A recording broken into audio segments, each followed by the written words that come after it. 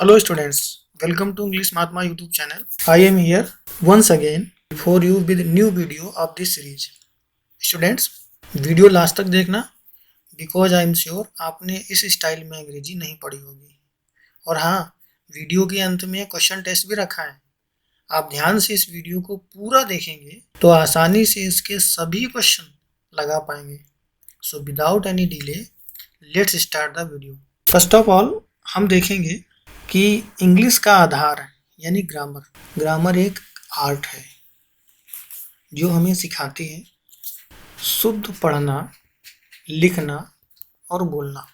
Once more, व्याकरण एक कला है जो हमें शुद्ध पढ़ना, लिखना और बोलना सिखाती है। अब हम देखेंगे इंग्लिश ग्रामर में आखिर हम क्या क्या पढ़ेंगे। So this one, there are 5 topics only, या only 5 topics. Believe me, all over world में ग्रामर इतनी ही है।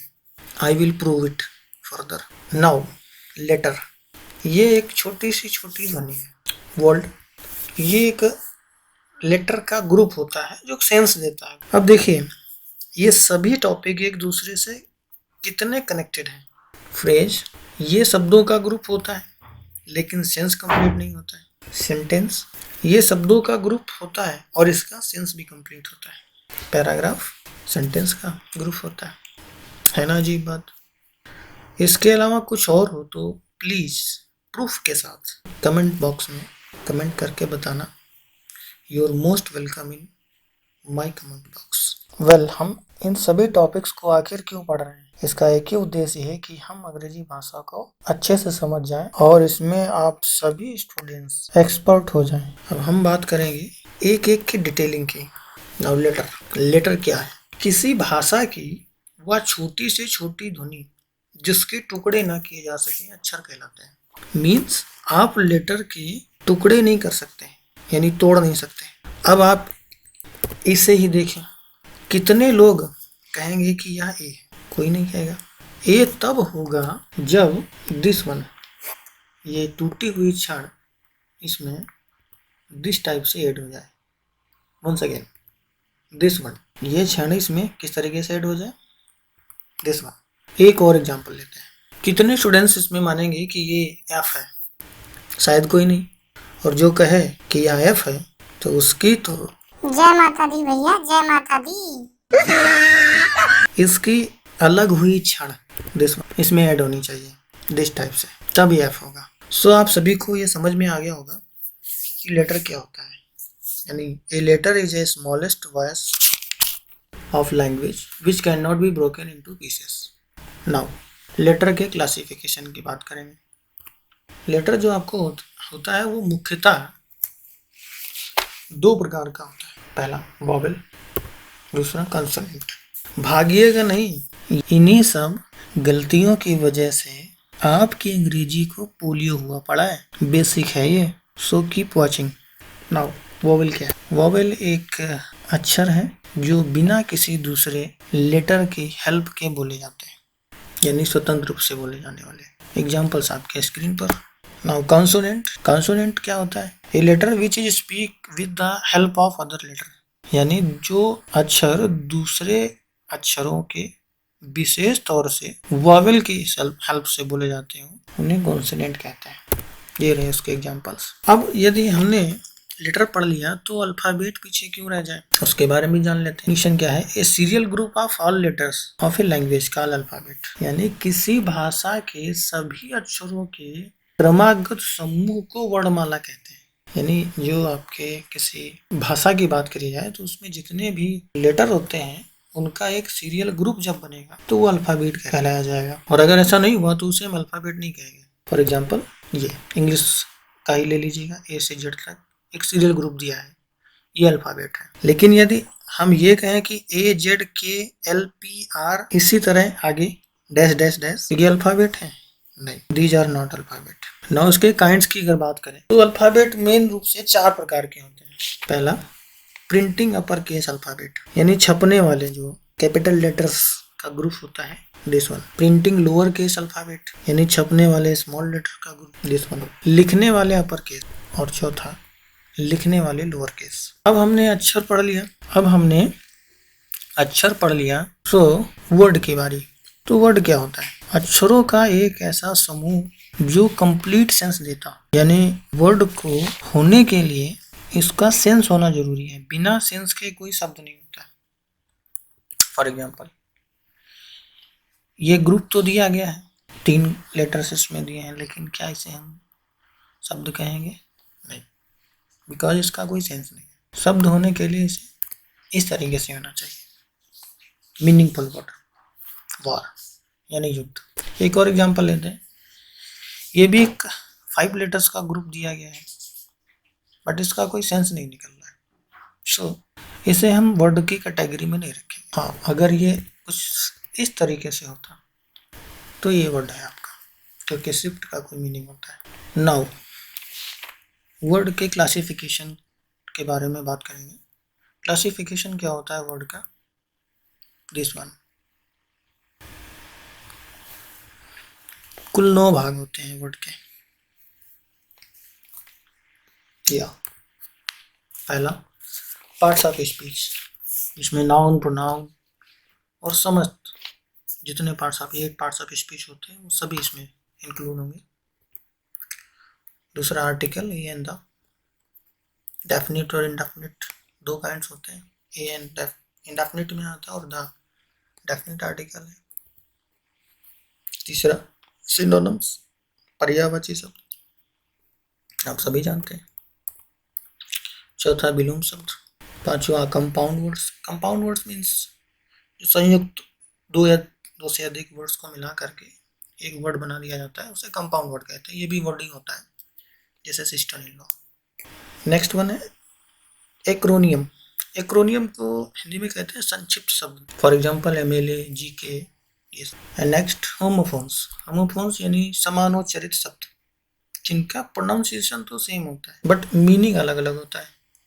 अब यही एग्जांपल ले लीजिएगा, फेयर। फेयर का मीनिंग होता है सुंदर या मेला, और सेम प्रोनाउंसिएशन है फेयर, उसका मीनिंग होता है किराया। तो फेयर का प्रोनाउंसिएशन सेम है बट उनका जो मीनिंग है वो डिफरेंस है। सो इन वर्ड्स को हम होमोफोन्स की कैटेगरी में इंक्लूड करते हैं। अगला है वन वर्ड सब्स्टिट्यूशन, यानी कई शब्दों के लिए एक शब्द। फॉर एग्जाम्पल, जिसके माँ बाप ना हो तो उसे क्या कहेंगे? अरफान यानी अनाथ। दूसरा है यदि जिसका पति मर गया हो तो उसे क्या कहेंगे? विडो यानी विधवा। और लास्ट है नवा डिक्शनरी वर्ड्स यानी शब्दकोश। अब हमने तमाम प्रकार के वर्ड की प्रॉब्लम इसमें डाल दी। जैसे इंटरनेट पर कई प्रकार के वर्ड्स आपको मिलेंगे, बट एक कंप्रीहेंसिव क्लासिफिकेशन ऑफ वर्ड यही है जिनका उपयोग हम डेली लाइफ में करते आ रहे हैं। नाउ हमने लेटर पढ़ लिया, वर्ड पढ़ लिया, अब फ्रेज की बारी। फ्रेज क्या होता है? A group of word makes sense.